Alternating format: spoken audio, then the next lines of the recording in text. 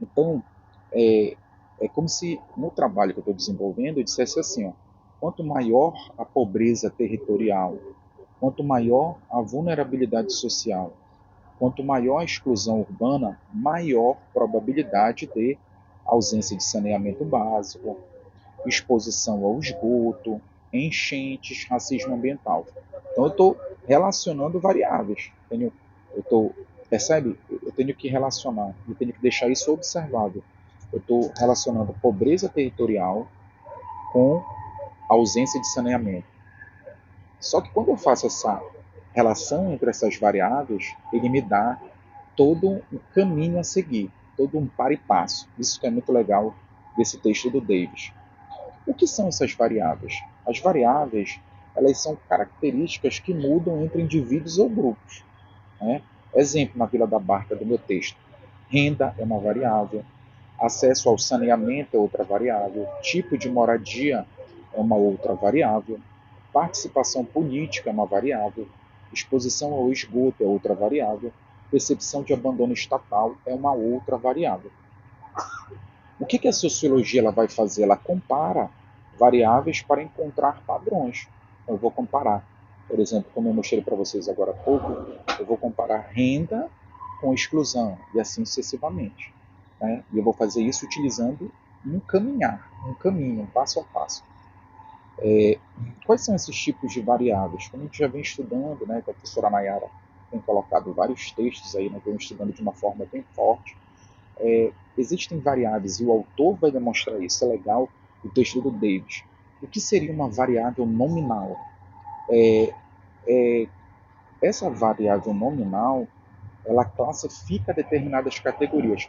Aí já tem um, uma, uma correlação que a gente faz até mesmo com o nome que ele dá para essa variável, né? Variável nominal, com relação ao nome.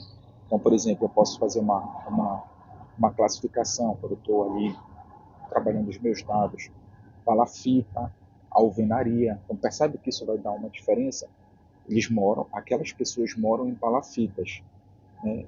Muitas pessoas moram em casas de alvenaria, então isso é uma variável nominal. Então eu vou começar a capturar esse tipo de dado, palafitas e alvenaria, e isso lá na frente vai me dar uma resposta muito interessante.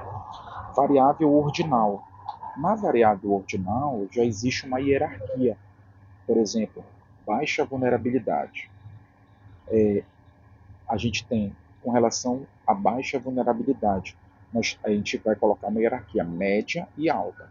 Percebe? Então ele está ensinando isso para a gente. Nós temos um problema a ser definido, por exemplo, no problema nesse artigo, como as políticas públicas top-down acabam excluindo pessoas pretas e pobres da periferia dessas políticas. Minha pergunta, como? Aí eu vou mobilizar determinadas variáveis que eu vou escolher ali no meu trabalho. E aqui, quando eu for fazer essa classificação da variável ordinal, que existe hierarquia, eu vou relacionar baixa vulnerabilidade. A baixa vulnerabilidade dessa investigação que eu estou fazendo, ela é média ou ela é alta? Entende? É isso que ele está falando do Davis aqui. Aí ele fala uma outra variável, que chama-se variável de razão. Possui quantidade mensurável essa variável de razão. Por exemplo, número de enchentes. Né? Outro exemplo, renda. Outro exemplo, idade. Então, isso são variáveis de razão. Eu consigo mensurar a quantidade. Foram 5 enchentes. Ah, renda. Aí eu consigo dizer de 500 a 1.800 reais. Idade, 40% dos jovens que estão entre 18 a 24 anos. Então ele vai dando todo esse arcabouço teórico para a gente colocar isso na nossa pesquisa. Agora, só um adendo aqui. Gente, preste atenção comigo. Você vai ler o texto, você vai entender esse texto, não é difícil, mas tem algo aí que vai ficar bem difícil de você concluir, efetivar. Que é o seguinte, vai dizer, tá, a célebre pergunta do pesquisador das ciências sociais, quem está lendo um programa de pós-graduação em ciência política e tal, você vai dizer assim, tá, professor, entendi, professora Nayara, entendi, agora, como eu faço isso na prática? E aí que entra o framework de inteligência artificial.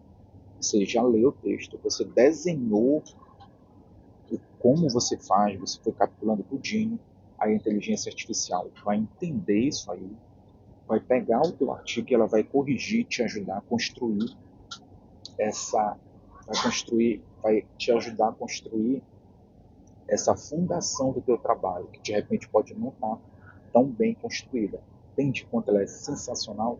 Isso eu posso explicar em outro vídeo, mas ela vai exatamente te dizer, olha, aqui tu poderia colocar uma variável nominal, aqui tu poderia colocar uma variável de razão, medir isso, assim, assim, assado, e correlacionar com aquilo.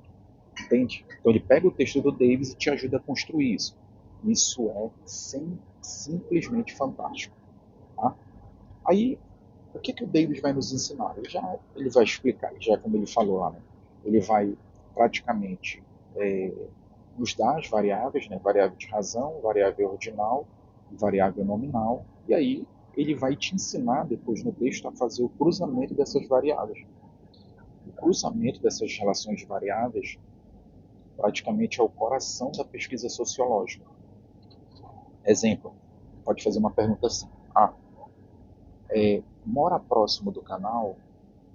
Pergunta 2 que você pode fazer: sofre enchentes frequentes? Nesse texto que eu estou trabalhando. Aí depois a gente vai cruzar esses dados. Aí o resultado: próximo ao canal, né? Sofre enchente? Sim. 80% das pessoas responderam que sim, que moram próxima do canal e sofrem enchente. E 20% disseram não. Aí como é que eu posso fazer isso? Eu posso fazer isso, a gente vai ver mais na frente, no survey. É isso que é bacana. Você vai pegar uma perspectiva, o survey ele tem muito essa finalidade, tornar aquilo que seria individual numa perspectiva coletiva. Ele agrega os dados. Né? Então, nesse exemplo que eu falei agora aqui, ó, dessa pergunta que eu fiz, né, no survey, mora próximo ao canal da Vila da Barca, sofre enchentes frequentes, aí as pessoas vão responder que moram ali, né? Aí depois eu vou cruzar esses dados, né? Sim ou não, e vai dar um resultado hipotético. Então qual é a conclusão que eu tenho a partir desse framework aqui? Eu gosto muito de usar essa palavra, framework, tá? Que está muito dentro do skill da nova ideia de inteligência artificial e como a gente torna isso mais palpável. Então, qual é a conclusão? Existe relação entre território e vulnerabilidade. Então percebe que o que eu estou tentando, as perguntas que eu elaborei, percebe que eu estou tentando, olha o que eu estou tentando enxergar, território e vulnerabilidade, dizer que existe relação. Tá? Vou te dar um outro exemplo de cruzamento: participação política e consciência crítica. Uma participação na associação comunitária. Só que essa pergunta vai ser no outro bloco.